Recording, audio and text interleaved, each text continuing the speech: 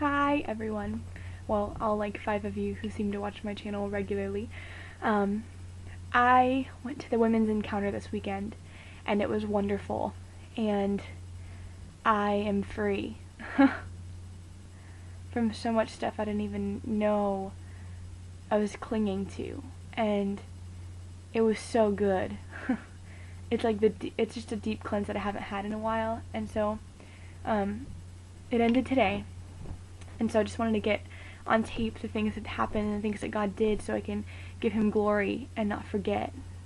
And yeah, I also got to speak at the single women session on sexuality and singleness, and that was really, really awesome and a whole lot more challenging than I thought it would be because, I mean, the married women are all married, and the single women, it's not like, yeah, they're all single, but they're all single for different reasons. I didn't just have the women who were single because they hadn't gotten married yet. I had women who were single because of divorce, and because of separation, and because they were widowed, or because they had never found anyone, or just had common law marriage for a long time and it didn't work out. It's so complicated, the issues of singleness, and so I was just really blessed to be able to stand in that spot, and I really believe that God moved and spoken and comforted and convicted, and I just wish we had a little bit more time because I ran over by a little bit, which is bad for me, but I'm normally within time. But yeah, anyway, I still think God moved even though I ran over time a little bit. But for me personally, in addition to teaching, I got to go and receive a lot, and basically I was able to forgive my dad and my grandma because I've been holding a lot of stuff against them. I mean, a lot of you know that my dad's been in and out of the hospital because he's got kidney failure, and so he needs a kidney transplant, but he hasn't been taking care of himself. Like, he bought a pack of cigarettes on the way home, and that really frustrates me, because it's kind of like you want someone else to donate a kidney to you, but you don't want to take care of yourself. And so I really was struggling with that and just bitterness. And so me and my dad's conversations lately have just been not happy ones, and that's hard because I don't know how much longer he's going to be around. I mean, the situation he's in right now isn't totally life-threatening because he's still going to dialysis, but I don't want to live life that way. I mean, God forbid something were to happen, I don't want to know that this was how the last part of our relationship was. So yeah, forgiving him was really cool. And forgiving my grandma too, because, I mean, I say she's crazy all the time, and I really got convicted about that, because even if she is, I don't need to be speaking it, and it doesn't help at all for me to be praying against craziness and speaking it in the next breath, you know? So, I got to forgive my grandma for being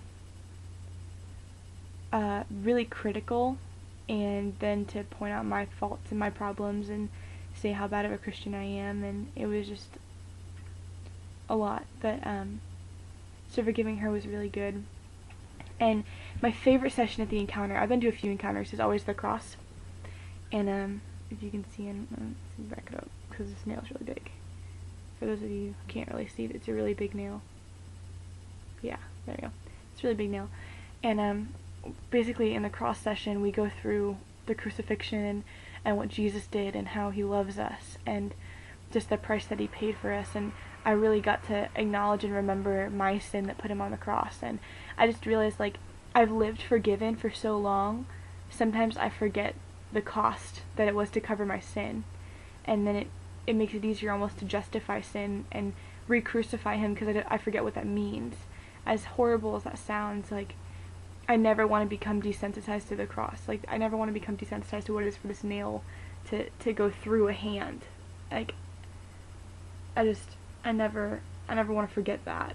And so, the cross session was really powerful for me. Just being reminded, and the cross session took a long time for me. I still believe I'm processing stuff from the cross session. It was just phenomenal and softening to my heart, and I just love that we never move past the cross. Like, we never move past the cross. We always learn, and we live in the lesson and the love and the hope and the sacrifice of the cross. And so getting a new revelation of that was really cool. Another thing that we did was during the rejection session, it's called Healing the Broken Places. A lot of the women dealt with rejection, and one of the things that they did was we thought about thoughts that come into your mind that are negative, and it's almost like she had us grab these thoughts out of our head. Like we had to, like grab these thoughts and think about what that thought is that you say to yourself to belittle yourself, those things that come into your head that discourage you, like what is the one main thing? And then we pulled that out of our minds and we put it on the floor symbolically, and then we stomped on it, and it was amazing. It was unbelievable. And for me, it was like an old name and a new name. And my old name, the thought I pulled out of my mind was almost. As in, like, I was always almost enough.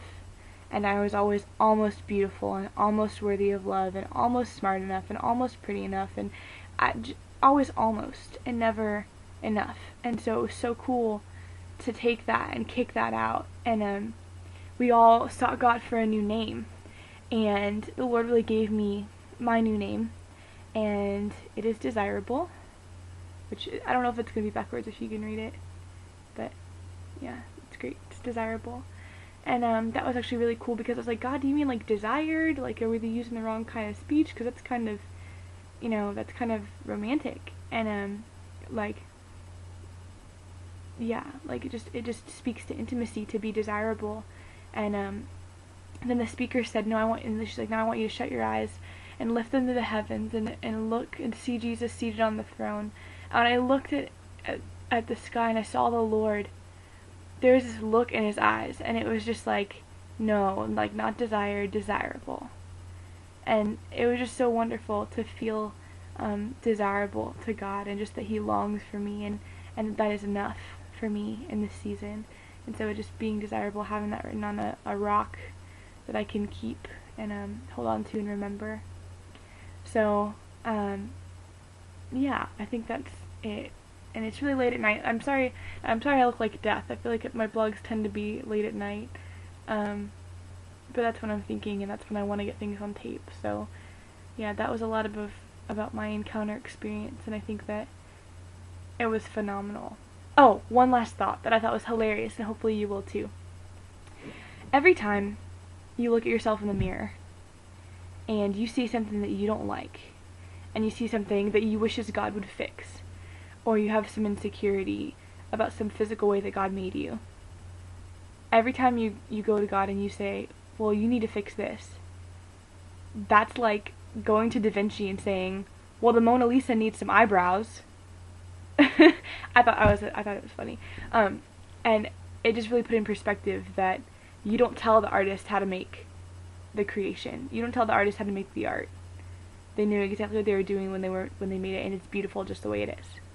And so are you, and so am I. And that was a really great revelation from this weekend. If you ever get a chance to go to Encounter, I highly, highly recommend it. And hopefully I'll be speaking again at them in the future. So yeah, be blessed. Have a good night.